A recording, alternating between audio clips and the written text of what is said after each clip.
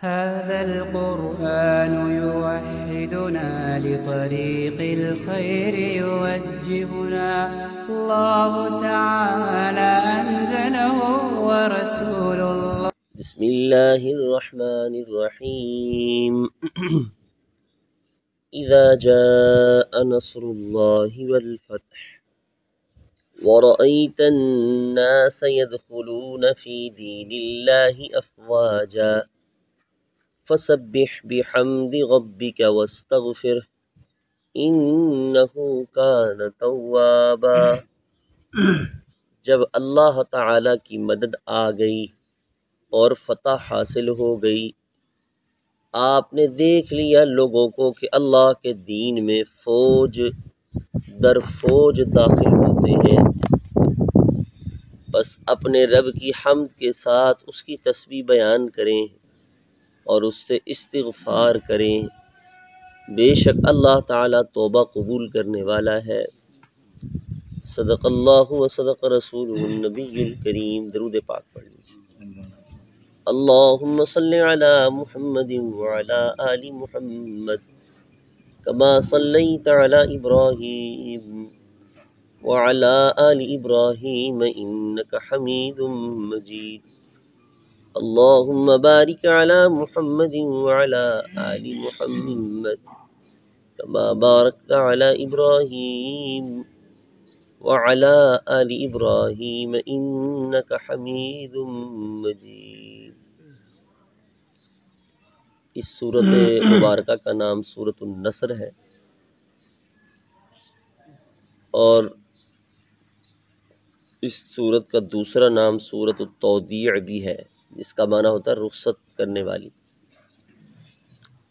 اس سورت میں حضور کریم صلی اللہ علیہ وسلم کے دنیا سے رخصت ہونے کی طرف اشارہ پایا جاتا ہے۔ مدنی زندگی میں یہ نازل ہوئی ہے۔ مکمل صورت نازل ہونے والی میں یہ آخری صورت ہے۔ اس کے بعد کوئی بھی صورت مکمل نازل نہیں ہوئی، چند آیات ضرور نازل ہوئی ہیں۔ اس صورت کی 3 آیات ہیں، 19 الفاظ ہیں، 79 حروف ہیں۔ احادیث سے معلوم ہوتا ہے کہ جس مجلس میں یہ صورت رسول کریم صلی اللہ علیہ وسلم نے پڑھ کر سنائی، اس مجلس میں حضرت ابوبکر صدیق رضی اللہ تعالیٰ عنہ، حضرت عمر فاروق رضی اللہ تعالیٰ عنہ، حضرت سعد رضی اللہ تعالیٰ عنہ اور آپ صلی اللہ علیہ وسلم کے چچا حضرت عباس رضی اللہ عنہ موجود تھے۔ چونکہ اس صورت میں فتح اور نصرت کا ذکر ہے، اس لیے تمام حضرات بہت خوش ہوئے کہ اللہ نے فتح کی بشارت دے دی ہے، مگر حضرت عباس رضی اللہ تعالیٰ عنہ یہ سن کر آپ دیدہ ہو گئے۔ جب ان سے رونے کی وجہ پوچھی گئی تو کہنے لگے کہ اس صورت میں حضور کریم صلی اللہ علیہ وسلم کی جدائی کی طرف اشارہ پایا جاتا ہے۔ چنانچہ یہ بات حضور کریم صلی اللہ علیہ وسلم کے سامنے بیان کی گئی تو آپ نے اس کی تصدیق فرمائی۔ حضرت عمر رضی اللہ عنہ بھی اسی صورت سے یہی اخذ کرتے تھے۔ اب حضور کریم صلی اللہ علیہ وسلم کے دنیا سے رخصت ہونے کا وقت قریب آ گیا ہے۔ ایک دفعہ حضرت عمر رضی اللہ عنہ نے یہ صورت حضرت عبداللہ بن عباس رضی اللہ عنہ کے سامنے پیش کی۔ پوچھا تم اس سے کیا مطلب لیتے ہو؟ تو انہوں نے فرمایا میں اس سے حضور کریم صلی اللہ علیہ وسلم کے دنیا سے رخصت ہونے کا مفہوم سمجھتا ہوں کہ جس کام کے لیے بندہ آئے جب وہ پورا ہو جائے تو واپسی جانے کا وقت آ جاتا ہے۔ تو اس لحاظ سے اس صورت کا نام تودیع بھی ہے، رخصت کرنے والی۔ اس صورت کے نزول کا صحیح وقت تو معلوم نہیں ہے، تاہم یہ بات یقینی ہے کہ یہ صورت آپ صلی اللہ علیہ وسلم کی حیات طیبہ کے آخری دور کے اندر نازل ہوئی ہے۔ لمبی صورتوں میں سورۃ توبہ آخری دور میں نازل ہوئی ہے کہ اس میں غزوہ تبوک کا ذکر ہے جو کہ 9 ہجری میں پیش آیا ہے۔ اس کے بعد 10 ہجری میں حضور کریم صلی اللہ علیہ وسلم نے حج کیا، اس میں حج کا بھی ذکر ہے۔ اس کے بعد 11 ہجری میں ربیع الاول میں حضور کریم صلی اللہ علیہ وسلم اس دنیا سے رخصت ہوئے، اور جب یہ صورت نازل ہوئی حضور کریم صلی اللہ علیہ وسلم کثرت سے استغفار اور تسبیح کرتے تھے، کیونکہ اس صورت مبارکہ میں اللہ نے اسی کا حکم دیا۔ مفسرین کہتے ہیں کہ سورۃ المائدہ کی آیت الیوم اکملت لکم دینکم واتممت علیکم نعمتی ورضیت لکم الاسلام دینا حجۃ الوداع کے موقع پر عرفہ کے دن نازل ہوئی ہے۔ اس کے بعد حضور کریم صلی اللہ علیہ وسلم کی زندگی کے 50 دن باقی تھے۔ سورۃ توبہ کی آیت لقد جاءکم رسول من انفسکم عزیز علیہ ما عنتم حریص علیکم بالمؤمنین رؤوف الرحیم نازل ہوئی۔ پھر جب 35 دن باقی رہ گئے تو یہ آخری آیت نازل ہوئی واتقوا یوما ترجعون فیہ الی اللہ، یہ سورہ بقرہ کی آیت ہے۔ اس کے بعد حضور کریم صلی اللہ علیہ وسلم پر کوئی آیت نازل نہیں ہوئی۔ بعض روایات میں آتا ہے کہ اس آیت کے نازل ہونے کے 7 روز بعد حضور کریم صلی اللہ علیہ وسلم اس دنیا سے رخصت ہو گئے۔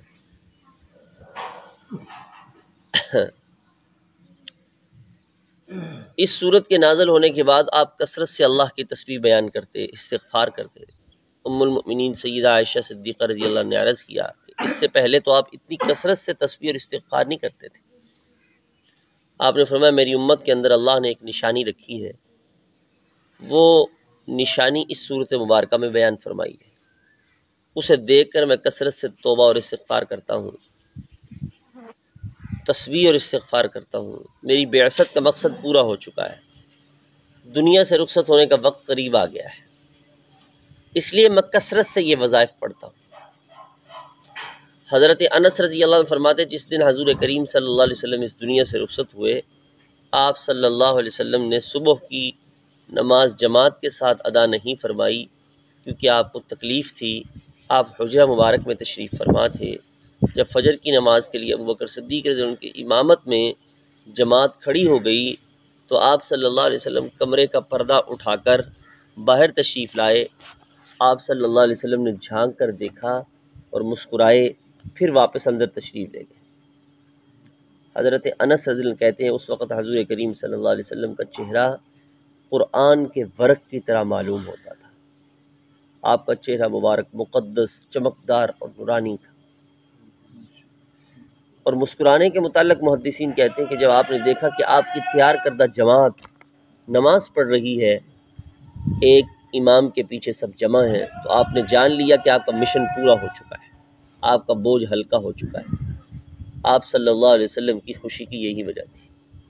چنانچہ آپ کو اس دن زیادہ تکلیف تھی، اس لیے آپ لیٹ گئے، اور اس دن ضحیٰ کے وقت، چاش کے وقت حضور کریم صلی اللہ علیہ وسلم دنیا سے رخصت ہو۔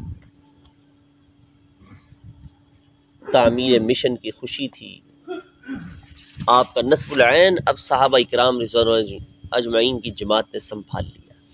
جس مقصد کے لیے اللہ نے آپ صلی اللہ علیہ وسلم کو مبعوث فرمایا وہ مکمل ہو چکا، اسے آپ نے اپنی آنکھوں سے ملاحظہ کر لیا ہے۔ ہنسی خوشی اپنے خالق حقیقی سے جا ملے۔ اس لیے شاہ عبدالعزیز محدث دہلوی رحمۃ اللہ علیہ فرماتے دیکھو حضور پاک سے پہلے جتنے بھی انبیاء مبعوث ہوئے، ہر ایک کا مشن انسانی نفس کی اصلاح تھا، شیطان کا مقابلہ تھا، مگر حضور کریم صلی اللہ علیہ وسلم کی شریعت سب سے کامل اور مکمل تھی۔ اللہ نے آپ پہ دین کو مکمل کیا، اس لیے آپ کے دین کے مخلات میں سابقہ انبیاء کے نسبت زیادہ ہے۔ چنانچہ آپ نے صحابہ کی جماعت کو 4 مخلات دین کے مقابلے کے لیے تیار کیا ہے۔ پہلے نمبر پر نفس، دوسرے پر شیطان، تیسرے کافر اور چوتھا منافق۔ آپ کی جماعت نے بیک وقت ان 4 سے مقابلہ کیا ہے، دین کی حفاظت فرمائی ہے۔ فرمایا اذا جاء نصر اللہ والفتح، جب اللہ کی مدد اور فتح اور نصرت آ گئی، ورأیت الناس يدخلون فی دین اللہ افواجا، آپ نے دیکھ لیا لوگ اللہ کے دین میں فوج در فوج، گروہ در گروہ داخل ہو رہے ہیں۔ پہلے اکا دکا شخص ایمان لاتا، اب سینکڑوں کی تعداد میں لوگ، بستیوں کی بستیاں، علاقے کے علاقے مسلمان ہو رہے ہیں۔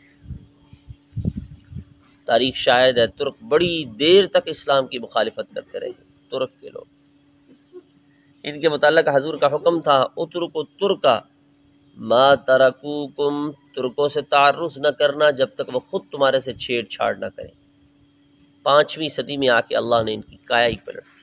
ایک دن میں 4 لاکھ ترک اسلام لائے. دیکھیے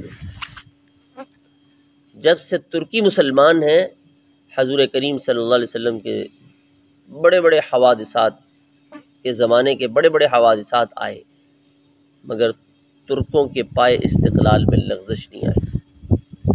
اور حضور کریم صلی اللہ علیہ وسلم نے یہ پیشن گوئی بھی فرمائی کہ آگے چل کے ایسا دور آئے گا کہ جس طرح لوگ فوج در فوج اسلام میں داخل ہو رہی ہیں، اسی طرح اسلام سے باہر بھی نکلیں گے. تو فرمایا جب آپ نے دیکھ لیا کہ لوگ غول در غول اللہ کے دین اسلام میں داخل ہو رہے ہیں، تو سمجھ لیں کہ آپ کی بعثت کا مقصد پورا ہو گیا.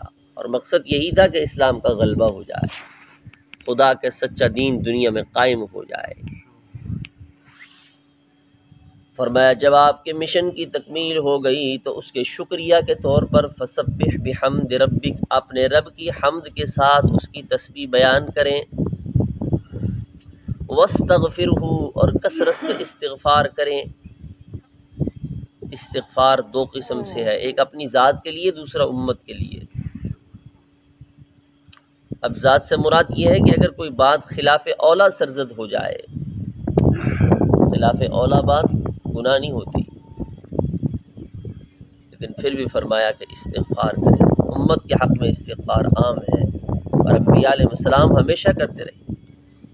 حضور کریم صلی اللہ علیہ وسلم نے بہت تلقین فرمائی استغفار کی. صحابہ کہتے ہیں حضور پاک ایک مجلس میں 100 مرتبہ استغفار کرتے تھے. اللہم اغفر لی وتب علی، اللہم اغفر لی وتب علی. تو آپ نے امت کو تعلیم دی کہ انہیں بھی کثرت سے استغفار کرنا چاہیے. انسان سے بسا اوقات کوتاہیاں ہو جاتی ہیں، ان کی معافی کے لیے استغفار بہت ضروری ہے. شیخ سعدی رحمۃ اللہ نے فرمایا کہ ایک سانس کے ذریعے انسان کو خدا کی کتنی نعمتیں نصیب ہو رہی ہیں. فرمایا 24 گھنٹے میں ایک عام آدمی 24,000 سانس لے رہا ہے. 24,000 سانس لے رہا. ہر سانس پہ 2 نعمتیں شمار کی جاتی ہیں. تو دن اور رات میں انسان پر اللہ کی کتنی نعمتوں کا شکر واجب ہے. انسان تو ایک سانس کا شکریہ ادا نہیں کر سکتا، جائے کہ خوراک، لباس، دیگر انعامات کا شکر. یہ تو جسم کے ایک ایک بال کا شکر ادا نہیں کر سکتا. اس لیے حضور کریم صلی اللہ علیہ وسلم نے فرمایا کوئی شخص کھاتا پیتا ہے پھر الحمدللہ کہتا ہے تو اللہ راضی ہو جاتا ہے، اس نے میری نعمت کا شکر ادا کیا. ورنہ شکریہ تو ایک لقمے کے 1000ویں حصے کا بھی ادا نہیں کر سکتا.